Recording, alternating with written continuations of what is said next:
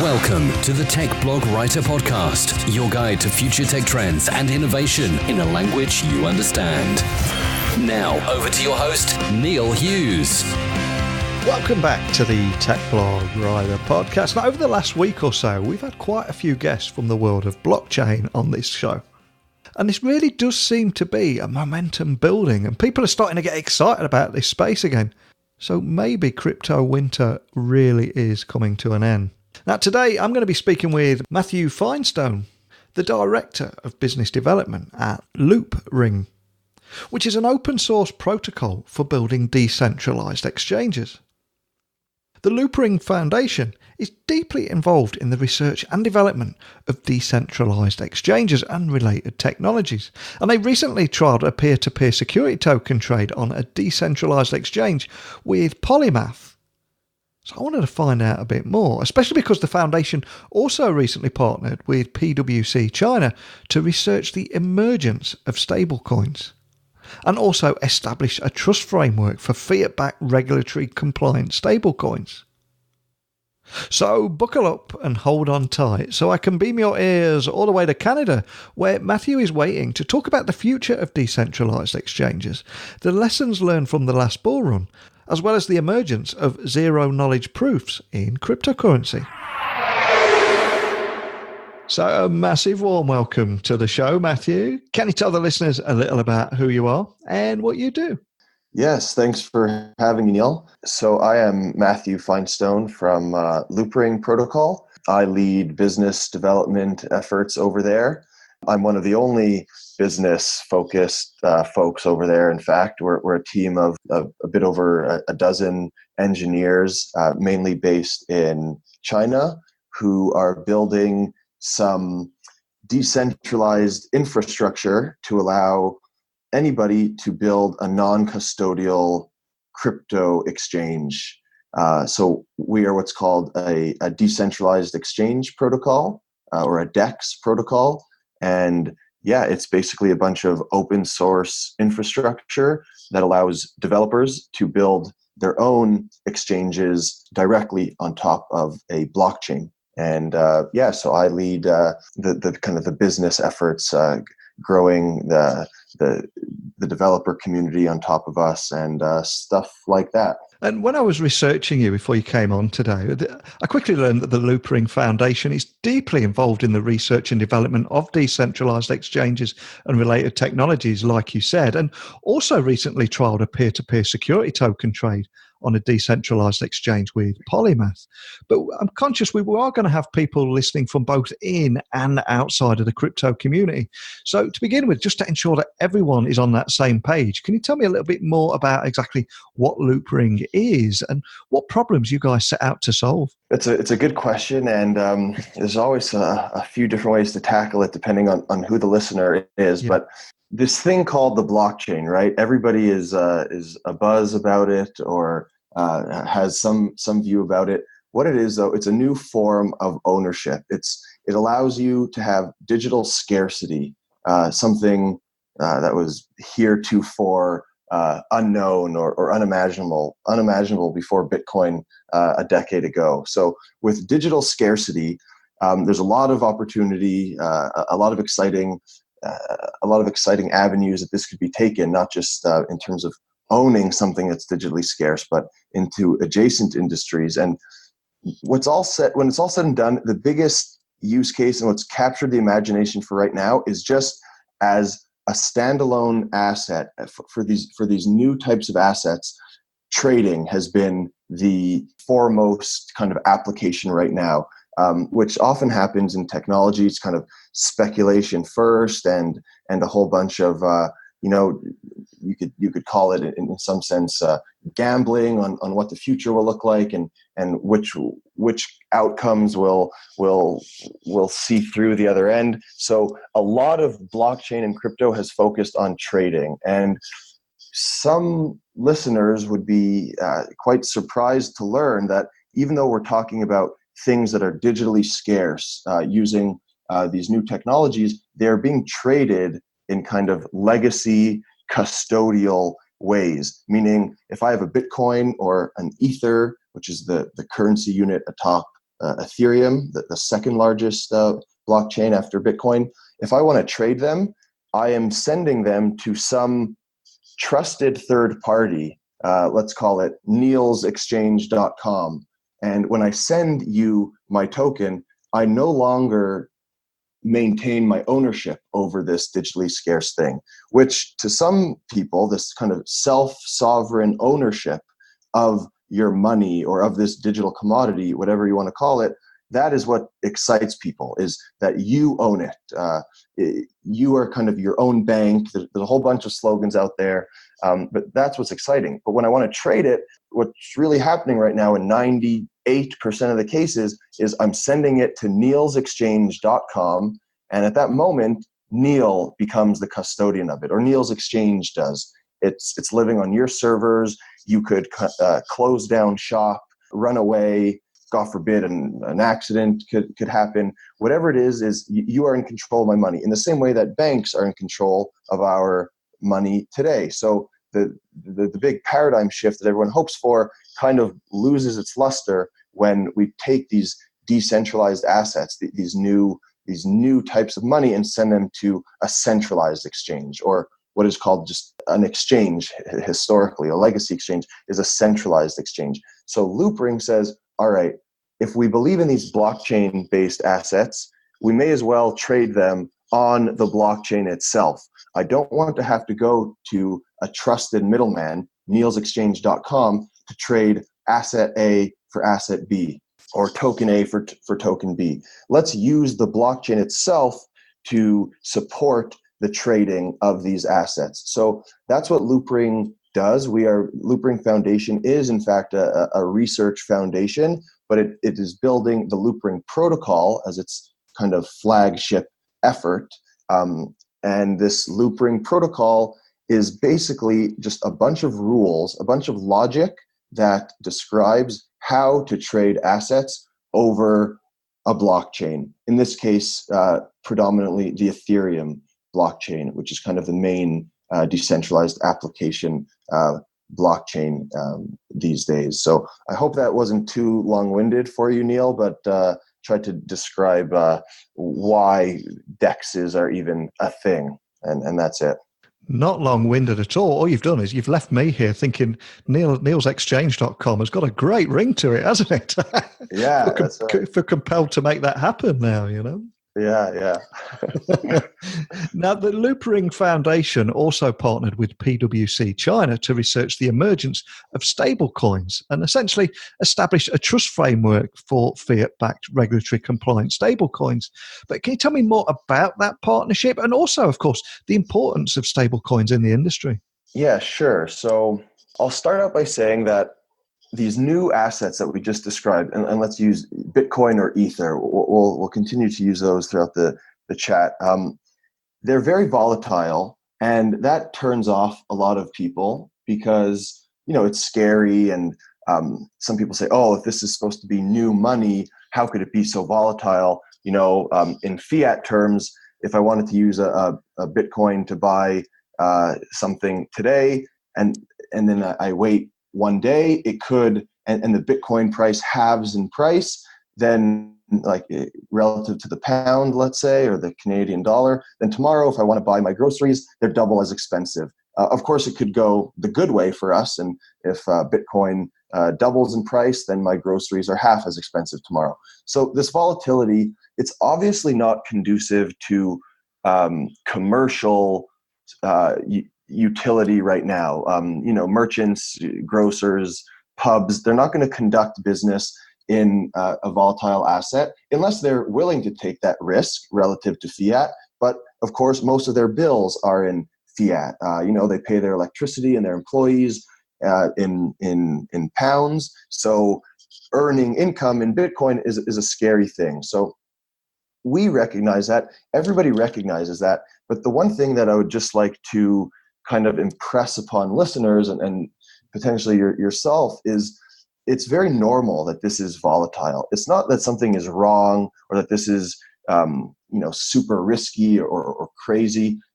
We just invented for the first time in humanity a new form of money. As I said, digital scarcity, But forget even the digital component. Imagine a new nation state was born and they have their new currency unit, right? Let's go back. The Neil's dollar, a new island was found, and you have Neil's dollar, and all of a sudden it could trade with the rest of the world, or it's opening up its borders. It was just discovered. How could somebody rightfully be expected to price the Neil's dollar on day one or year one or even year 5 or year 10, right? There's a whole bunch of things that make that give a money its price relative to other monies. Is Neil's island, what's the economy like? Is it growing? Is it dwindling? Demographics, monetary policy, etc. So if you say to somebody, hey, how many Canadian dollars are you willing to give me for Neil's dollars? It's going to change minute to minute, year to year, more so than, let's say, the USD Canadian dollar pairing, which has had 250 years to kind of have people price it, and it still moves every second, right? It still moves every second, every week, but it just experts could price it better. But the Neil's dollar is going to move a lot quicker and more erratically, because it's just, how do you price such a thing? People, that's what a market is. Some people are saying, oh, I'll buy it here, I'll sell it here. So that's the first thing I'd say, is the volatility. It should be like that. This is a new monetary asset, and people have to price it. Pricing will never end. That the market is there to always allow for it, but price discovery right now is a lot wider, and it'll become narrower. And indeed, that's what we're seeing in terms of volatility of the largest assets. It is narrowing.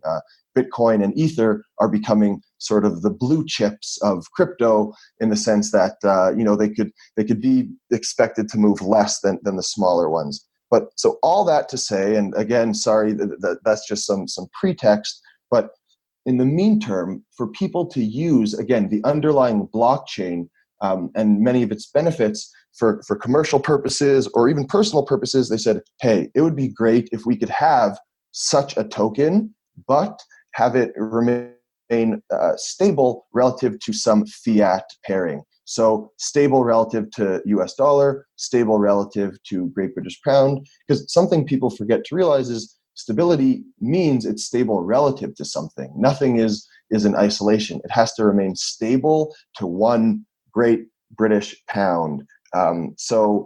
Stable coins are that. They're these constructions that try to remain stable to a fiat currency, the main one being the US dollar in practice. There's dozens of those.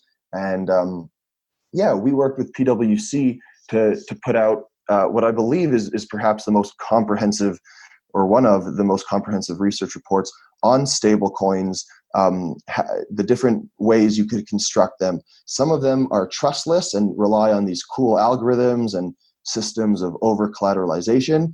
Those, we could call those decentralized or experimental stablecoins.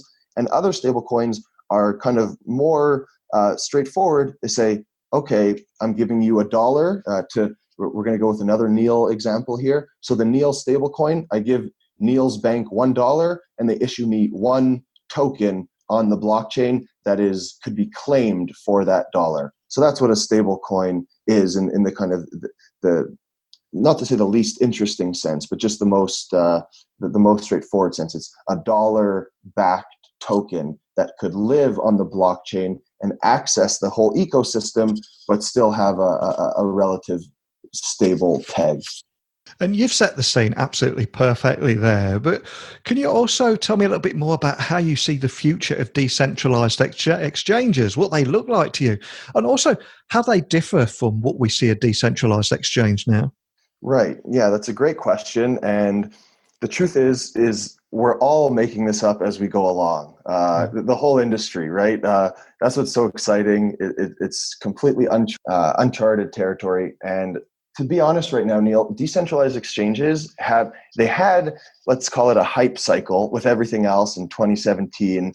Everyone, for the reasons I described, said, oh yeah, this makes sense. This is certainly the future. And then throughout, after a bit of the crash and throughout 2018, they failed to capture the trading volume of and the trading activity of the masses, and they still do represent a very small share of trading activity. DEXs, compared to centralized exchanges, are just a blip on the order of maybe 1% of trading volume. So I'm glad to say, though, that these days we are very hopeful that this will increase and more people will start to use decentralized exchanges as many issues are solved. Some of those are scalability. So the blockchain, lots of people like to use blockchain as a solution for everything, but blockchains are very bad for certain things. You're getting properties in the biggest public blockchains, again, like Bitcoin and Ethereum, you're getting properties of censorship resistance because it's being run by, let's say, 10,000 nodes across the globe. There's no one central arbiter of truth. It's decentralized, right? So it should be censorship resistant. You can't kind of unilaterally shut it down. But they're also, for this reason, they're also slow. When you have to speak to 10,000 nodes instead of one centralized database, they're slow. So for trading, of course, especially for professional traders, market makers, and high frequency traders, as the name suggests, you need speed. So DEXs can't support high speeds yet, although this is something Loopring is currently actively solving, and in our version 3, and I'll get to this perhaps in a few questions. But as it stands right now, DEXs have been uninspiring, and only really kind of diehard fans or people that needed to use decentralized exchanges have been using them, while centralized exchanges continue to have 99% of the trading activity. So I do think we're kind of re-entering, in my mind, a little bit of a bull phase, not necessarily speaking about price, but just in terms of hopes for decentralized exchanges as scalability solutions are put forth. So I'm definitely optimistic. The one thing I'll say here, though, Neil, is DEXs, it's not like everybody should use a DEX and that's, unequivocally centralized exchanges should be wiped out. As I said, there's when I'm sending my crypto to neilsexchange.com, I might like that I am no longer in control of my funds. Maybe I'm a slightly out of touch, I'm not the best technical person. I don't want to be the custodian of my self-sovereign money, so to speak. That means that in my pocket or in my sock drawer is my keys to my money, and there's no recourse should I lose them or get hacked. So for a certain segment, I don't want to be my own custodian. I want to kind of outsource this to Neil's Exchange, who maybe you have a great security team, you keep custody of my assets, or maybe you outsource it to a qualified custodian. But for a large subset of the population, they do want to control their own assets. They do want to have their own money in their own custody. So that is who decentralized exchanges are for. They should continue to coexist, if that makes sense to you. Absolutely.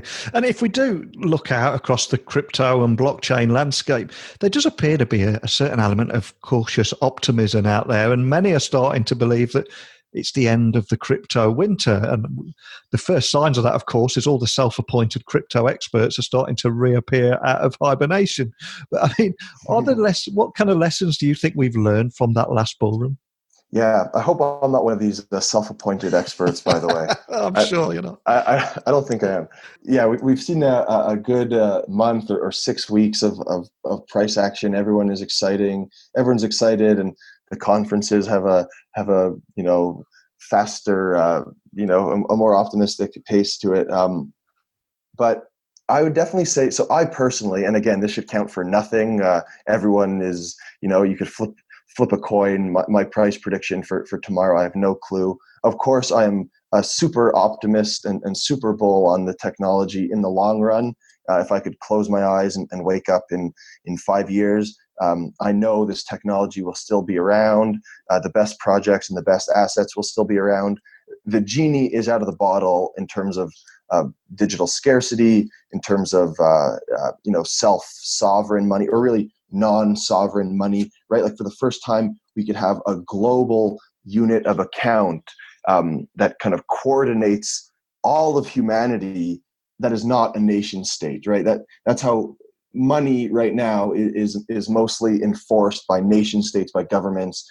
The fact that we could have a kind of global, purely technological money, the genie is out of the bottle. And you never want to be 100% sure on anything, but I am really approximating 100% certainty that crypto and blockchain is here to stay. Not all of it. Certainly some of these self-appointed experts are also self-appointed charlatans, and there's a lot of bad things out there. And anytime there's a gold rush, there's people trying to cash in on it. But the best of the projects and the best of the assets are definitely here to stay. Maybe some more, as you said, people will be slightly more cautious since the last bull run, although I wouldn't count on it.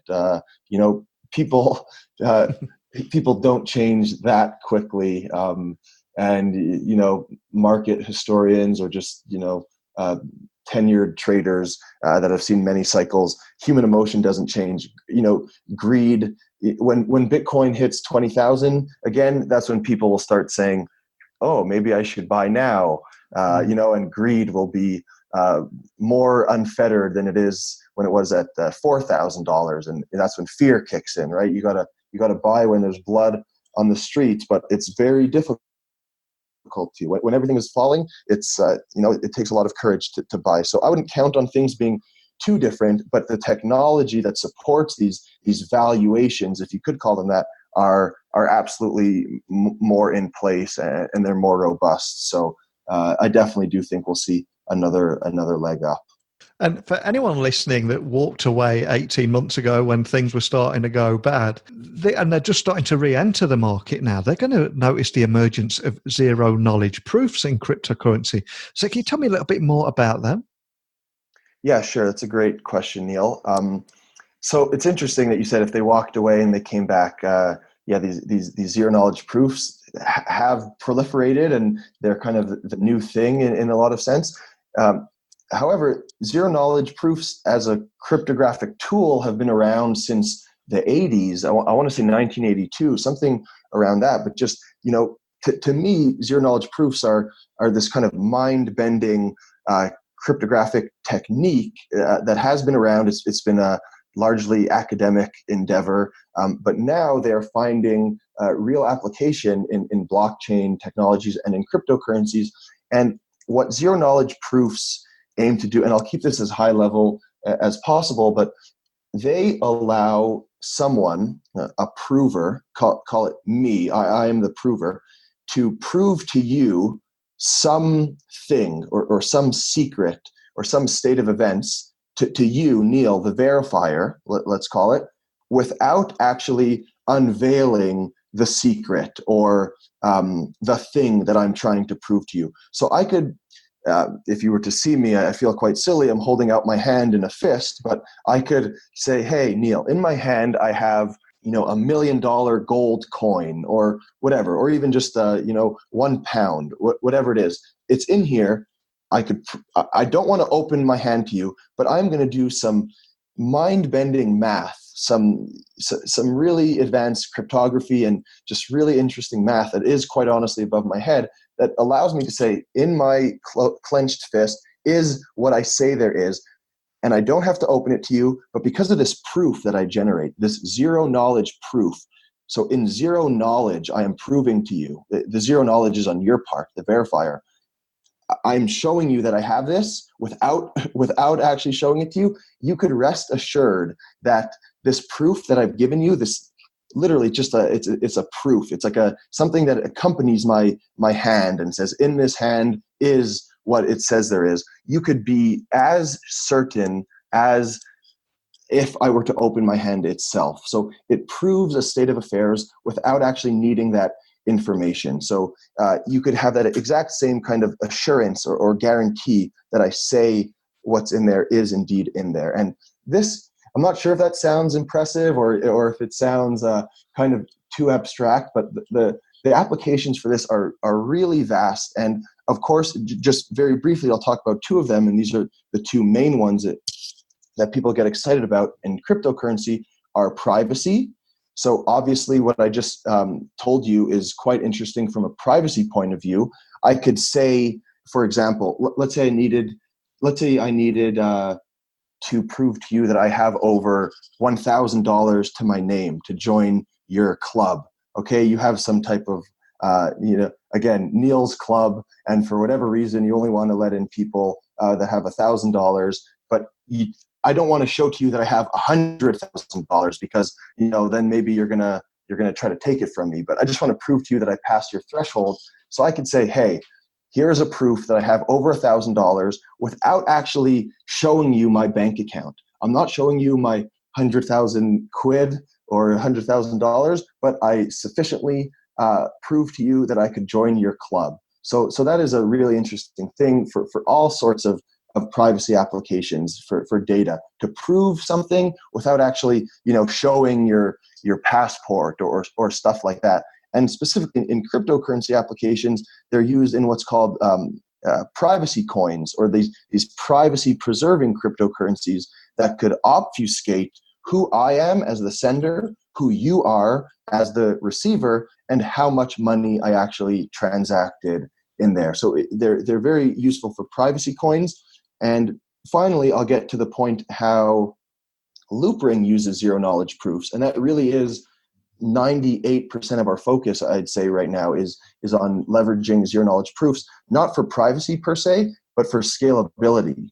So as I said before, blockchains have some disadvantages because they're so censorship resistant and distributed and immutable, etc. They also give up some throughput and some speed.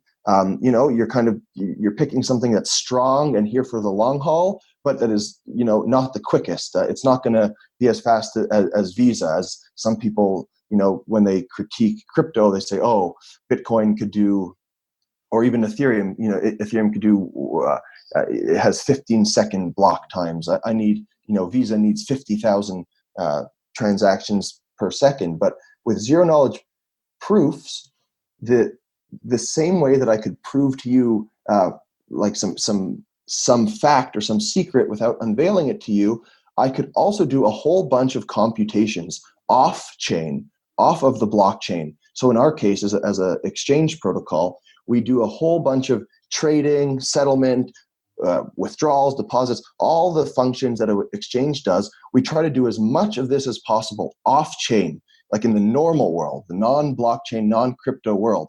We do that, then we generate a proof that says, hey, I did this correctly. I have faithfully executed the transaction. So it's essentially the same way before I was talking about a secret. This way I'm showing that I have faithfully executed some transactions, and I just put that proof, which is very small, much smaller than all the transactions that it has been compressed, that are compressed into this proof. I've just put that on the blockchain. So that is how in Loopring, we go from our past versions, we're only able to settle 2 or 3 trades per second on the Ethereum blockchain. Now we could do up to 525 by using zero knowledge proofs to compress all of the kind of intermediate changes and just show you the proof that, hey, I've done it right, and you could be 100% certain, and I'm only putting this on the blockchain. So now I could do over 525 trades per second instead of 2. So that is really, a lot of our engineers now are just purely focused on leveraging zero knowledge proofs, and specifically what's called ZK snarks, succinct, non-interactive arguments of knowledge. That's what a snark is, for scalability. And I'll leave it there. But zero knowledge, it's a real rabbit hole. I'm sorry to bore you potentially, Neil. Not at all. I was actually thinking, as Keanu Reeves might say, whoa. You blew my mind. It's fantastic. Yeah. And it is an incredibly exciting space at the moment. And you're right at the heart of it all with Loopring. So I've got to ask, what excites you about that road ahead with Loopring and beyond? Yeah, for sure. So I am very fortunate that every day I do wake up excited, and for the whole space and for Loopring specifically, I feel really grateful to have landed in this space and in this role from a traditional finance background. But what excites me is, in fact, a lot of the zero knowledge stuff that we just went over. This allows us to, it's been fun. The DEX space has been fun, let's call it, or not to be, not to kind of any negative connotations, but it's been like cute, let's say, for the past 2-3 years, as we could do 2 or 3 trades per second. But now we are really approaching commercially viable non-custodial trading. And to some people that doesn't seem that exciting, but we can now say, hey, don't trust these exchanges, these centralized exchanges that have been hacked, right? Neil, I'm sure you've heard about these large scale hacks, because a centralized exchange, let's go back to Neil's exchange, but this time in a negative light, when everyone's sending you all their assets, so you could match orders and be a good exchange, Neil's exchange has become a huge honeypot. That is where hackers want to steal assets from. They don't want to target one individual here, one individual there. Say, hey, neilsexchange.com, let's see where they're storing everybody's crypto, their 50,000 users, and let's steal it from them. And that's why there's been, if I'm remembering correctly, let's call it $2 billion worth of crypto thefts, hacks in the past, let's say 8 years, something like that. So $2 billion stolen. Now we could say, hey, you want to trade, you don't have to deposit it at these sketchy, or not. Some of them, of course, are good exchanges, but even the best ones could be hacked, right? Binance was hacked 2 or 3 weeks ago. Yeah.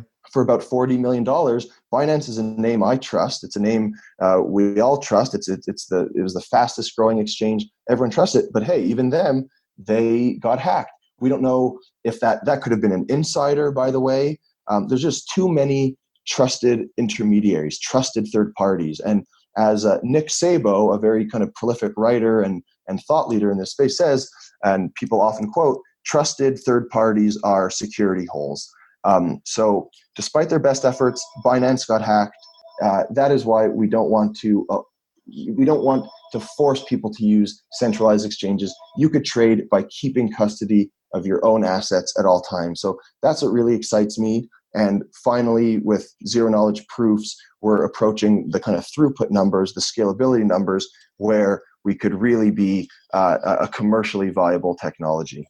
And I think history has taught us as well that the success of any technology or emerging technology is adoption. So how do you think the industry as a whole can actually improve on educating businesses and also users to increase adoption?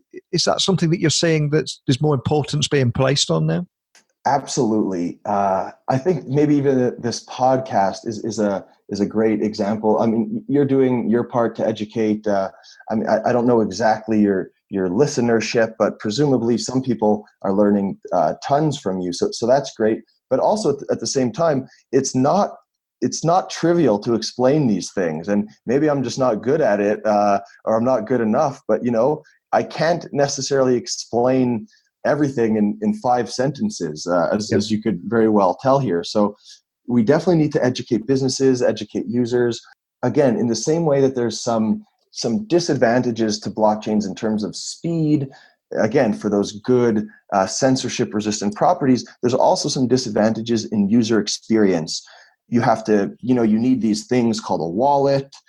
You need to install it on your phone or in your browser. You need to write down these complex addresses, which are non-human readable bits of alphanumeric, just 32 bits long. And it's not that user friendly, but we really are seeing a lot of great advancement in UX, in user experience, user interfaces as well, to try to abstract as much of it away as possible. Because, while I'm excited and while you may be excited by the actual technology, nobody actually cares, or very few people care. Decentralization is what I would like to call an emergent benefit. It's not a direct benefit for most people. It's something that, nobody comes home, or very few people come home, at least like in the West or, here in Canada, they don't come home and say, my day was so centralized.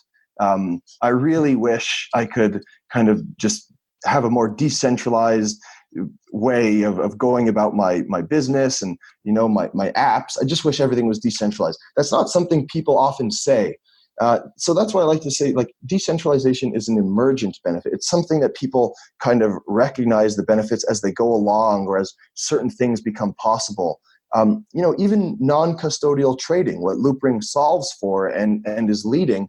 If I say to you, hey, with Loopring, you can do non-custodial trading. Some people say, I'm not sure what that means. Some people say, I actually don't want to be my own custodian.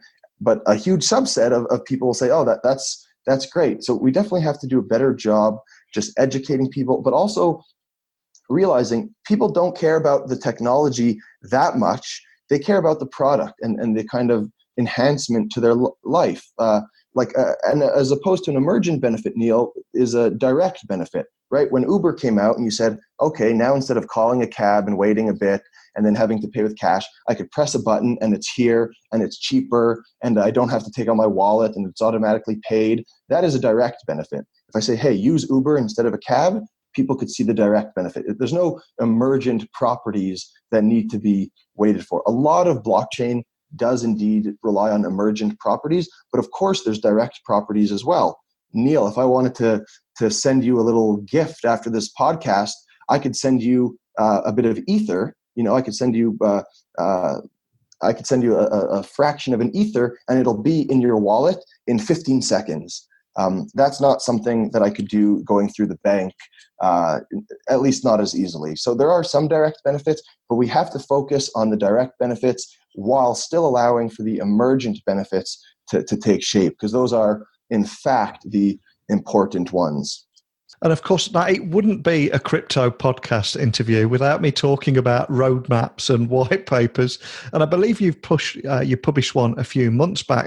But is there anything else that you could share with us today about what you're doing at Loopring? Right. So I think I've preemptively answered this, Neil, in my excitement, which I apologize for. But so definitely. So Loopring version 3 is the zero knowledge proof one. This is the one that allows us to get super scalable 525 trades per second instead of 2 or 3 with very little or zero. I won't go into the nuances, with very little security sacrifices. We're not saying we could go up to this scalability by sacrificing on any of the ideals we hold dear, such as, again, non-custodianship and really strong security. So that version 3 is our focus. We hope to have a version implemented, or an implementation deployed on mainnet, I should say, within 2 to 3 months. Of course, that's liable to be pushed back with this such experimental, fast-moving technology, but we do hope to have a working version within a few months. Also very excited that one of the exchanges building on top of Loopring, because recall, Loopring is just a protocol. It's a set of rules that others could use. It's infrastructure that others could use to build an exchange, right? So if Neil's exchange wanted to go from a centralized exchange, he said, I'm sick of paying 50 security researchers and compliance researchers and always being on guard against hacks. I'm going to a decentralized model. I'm going to use Loopring to do it. You could kind of build your own decentralized exchange on top of Loopring. And one of the leading ones that are building on top of us, called Dolomite, Dolomite.io, is set to launch within 2 to 3 weeks, for hopefully within a month for sure. So Dolomite will be showing the power of Loopring. Because again, we just talked about direct versus emergent benefits.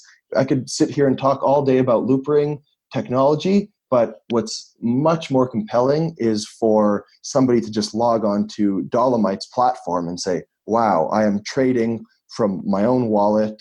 I didn't have to deposit my money anywhere to some sketchy exchange. I don't have to worry about hacks. That is where the real compelling case is made. So we're quite excited to see Dolomite launch, and a bunch of other partners as well launching in the near future.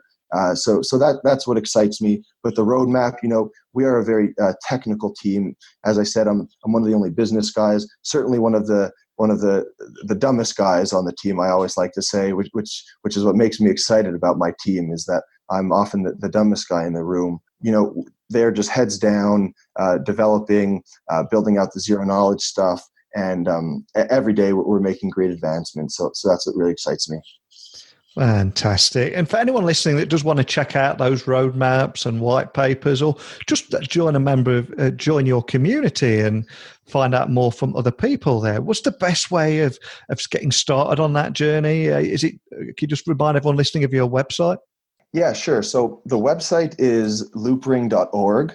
But I have to say that is a bit deprecated in the sense that we haven't updated it with all the new zero knowledge version 3 stuff, because everything is so fast moving. We can't even keep our website up to date, which is just meant as a knowledge hub. But I would say the best places are definitely Twitter. We're Loopring.org on Twitter, and on Medium, where we host our blog.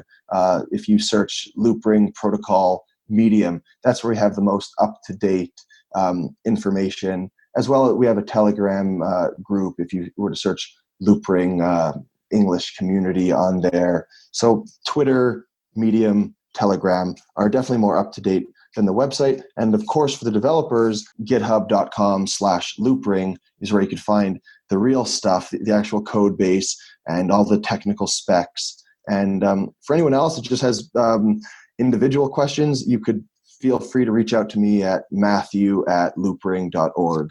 I'd be glad to continue over there. Well, I'll add all the links to the social channels and website to the blog post that accompanies this episode, so people can click and find out more information nice and easy. And we've talked about so much today, but I think one thing that really stands out for me is that tech is almost becoming invisible to users, and if we look at things like Amazon, Netflix, Uber, all those experiences are all delivered by complex algorithms. And like you said, people don't care. They only care about the product. But despite all that, you were able to explain everything perfectly and concisely today. So I cannot thank you enough for that. But I do think you've also unleashed an inner Bond villain in me by talking about Neil's Club, Neil's Island, and neilsexchange.com. So send all your ether to my wallet at the end of this podcast, and I'll speak to you again soon. Thank you so much. That's a good point, Neil. Yeah, we have a lot of future businesses. Neil Stablecoin, Neil Exchange. We'll get started on it. Thank you, Neil. Loopring is a protocol for building decentralized exchanges. And besides the protocol smart contracts, Loopring also offers a collection of open source software to help people build decentralized exchanges. So it really sounds like a great project. But for me, what I really enjoyed is hearing Matthew talk about the lessons learned from that last bull run, as well as the emergence of zero-knowledge proofs in cryptocurrency. And of course, it's also great to see everyone getting excited about the blockchain space again. And most of all, focusing on implementing real-world solutions and leveraging game-changing emerging technology. And not talking about Lambos and going to the moon, hopefully. That's the biggest lesson that we've learned over the last few years. But please, share with me your insights about today's episode, blockchain, crypto, or indeed anything at all. And you can do that by emailing me, techblogwriter@outlook.com. And of course, you can catch me on social media across Twitter, LinkedIn, Instagram, just by looking for Neil C. Hughes. But we're at the end of another episode. I'm going to be back again tomorrow, same time, with another great guest. But until next time, don't be a stranger. Thanks for listening to the Tech Blog Writer Podcast. Until next time, remember, technology is best when it brings people together.